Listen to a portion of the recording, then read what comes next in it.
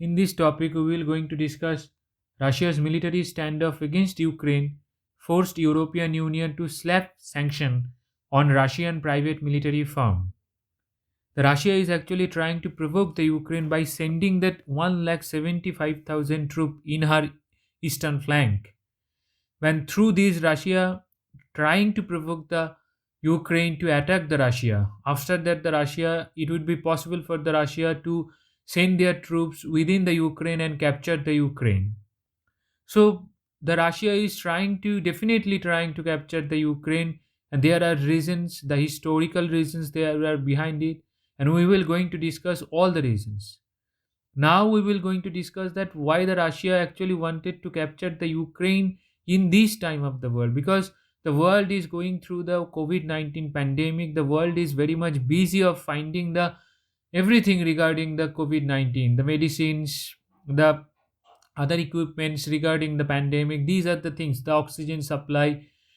Then then the number of every hospital is trying to increase the number of beds in the every country. And every country is going through the economic hurdles regardless of the rich and the poor. But during this time, the Russia is trying to capture the Ukraine. But Russia is also facing the economical challenges within that country. I think the Russia is trying to subsidize the anger against the government by attacking the Ukraine, by increasing the love for the country within the peoples of the Russia.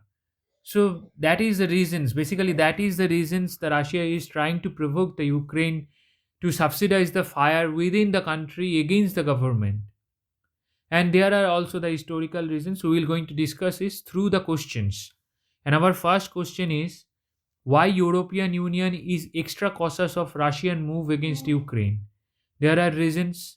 The reasons I have already listed, that because the Russia and the Europe actually fought against the Axis power during the 1945 Second World War. The Second World War actually came to an end in the 1945, and the Germany was disintegrated into an two part, East Germany and the West Germany, and the Europe was also disintegrated in two part and was divided among the Russia USSR, actually USSR and the USA and the Eastern European bloc.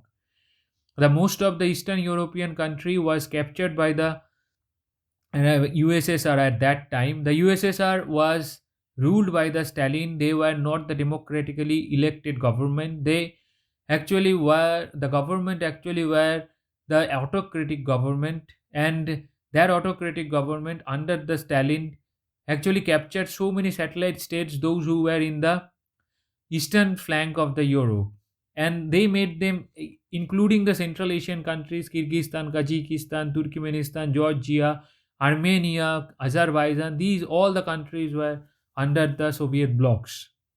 Now the Ukraine is trying to be captured by the Russians because the it is actually the Cold War hangover.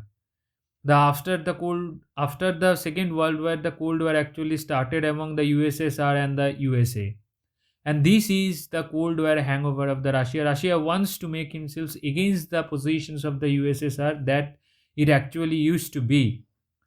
But I think it is more or less impossible for the Russians to capture the countries in this time, because in this time of the world is being guarded by the so many organization, international organization, that UN and the so many other bodies have been created to control these kind of challenges to the other countries. And the Russia is still mentally in the Cold War situations, and Europe do not want to lose the Ukraine because they have already lose their one of the buffer state, which is Bulgaria.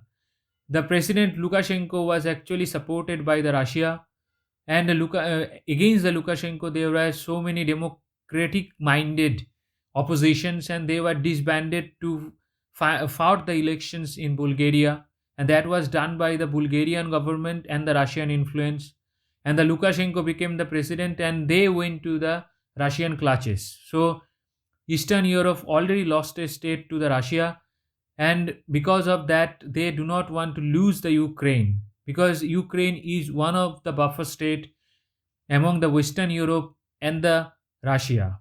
If the Ukraine will be lost, then the Cold War era again will came and haunt the Europe. That is why the Europe is behaving like an more of the offensive. They are not playing in the defensive mode, because Europe know that the if you will going to lose the Ukraine, then the Russia will going to have the power to control the other Eastern European states like Latvia, like there are some nations they will come into the clutches of the Russian territory. So so basically the Europe is very much tense, that they do not want to lose, and the USA is also tense, because this will going to start again the Cold War regime, and again start the new armed race, and that will be catastrophic for the world, because world is already facing the economical challenges because of the COVID-19. And and the and Ukraine has already lost the Crimea to the Russia, and Donetsk of the eastern provinces under the influence of the Russia. Crimea is actually been captured by the Russia, and the Donetsk is under the pro-Russian militant. Actually, not the militant. The Russia tell them the pro-Russian peoples. So Donetsk is not in the hand of the Ukraine right now. Is in the hand of the pro-Russian peoples and in the influence of the Russia. So that is why the European Union not very much keen to lose the Ukraine in the hands of Russia. And our second question is that the why the Russia is trying to get the whole Ukraine after the Crimea capture. That I have already told that in 2014 Russia has captured the Crimea. That is kind of an island part of in the of Ukraine in Black Sea. So reasons I have already listed, that is the Cold War hangover and the strategic advantage over the Europe and the NATO. If Russia possibly could be able to capture the Ukraine, then the Russia would have the strategic advantage over Europe and the NATO. NATO is a military alliance of European nations that was actually created by the United States during the Cold War time, after the Second World War in 1949. So NATO is actually protecting the whole the European nations, those who are under his clutches. And if the Russia will going to attack any of the NATO country, that means that they are attacking the United States also. And Ukraine is not a NATO country or a member of the European Union. That is why the Russia do not want the Ukraine to fall into the hands of the Europes. Why the organizations and and and and and Russia is trying to force the Ukraine to come in his clutches, in her clutches actually, in her clutches, because the Russia thinks that the people of the Ukraines are more ethnically related to the Russia than the Europes. And now we will going to talk about that which organizations is banned by the European Union and why they banned these organizations. The European Union actually imposed the sanctions on the Russian private military contractor company, which is called the Wagner. The has the Wagner Group actually responsible for the Donetsk destabilizations in Ukrainian regions, and they are also providing the weapons to the pro-Russian peoples in Donetsk. And that organization is actually influencing the Libyan internal matters and the Syrians matters also. And and in Syria and the Libya, the mercenaries are being helped by this organization according to the European Union. According to the European Union, these organizations is also meddling in the Central African Republic, Sudan, and the Mozambique. And this company is responsible for torture and the extrajudicial killings in those countries. In those countries they are operating. So European Union is very much cautious about these organizations. And after the banning of these organizations, the Russian President Vladimir Putin actually defended this organization by saying that this is a private organization, Russia have nothing to do with it, and these private organizations has right to work in those countries they choose to, because those countries are giving them the contract, their government are giving them the contract, they are not there willingly, because their government wants them over there, that is why they are over there and working over there. And as far as they are not violating the Russian law, so why the European Union is so eager to ban this Wagner group of organizations?